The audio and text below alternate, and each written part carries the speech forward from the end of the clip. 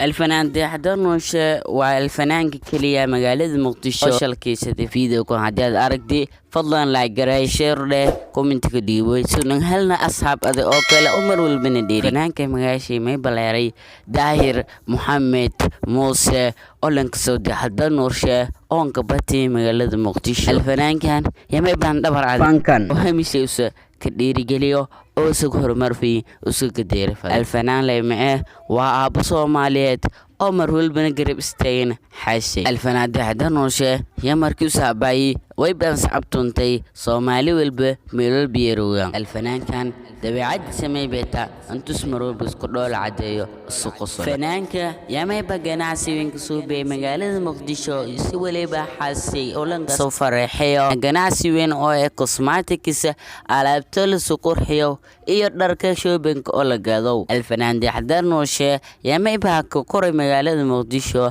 مي بشوي فربادن فوق اوضي دالك صوماليا oo yakumid magaalada Baydhabo magaalooyin kale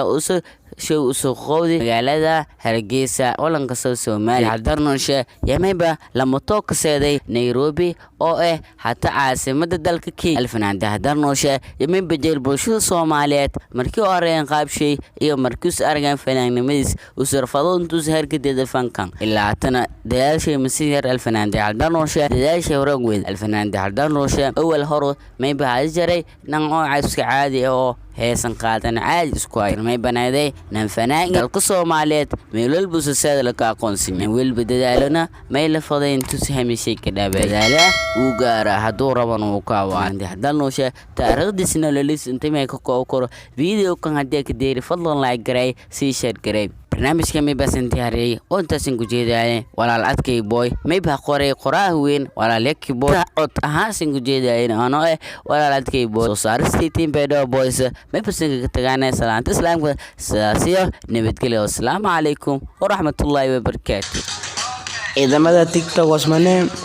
hada qosol heesid naga soo day boqorada TikTok basateen TikTok qalad weyn ka gasheen yaki wuu dhintimaad maqasheen beentiin niga yaki maad gaartiin beentiin waxno kalmaad haysiin qosol waxaan soo waday nig hortiin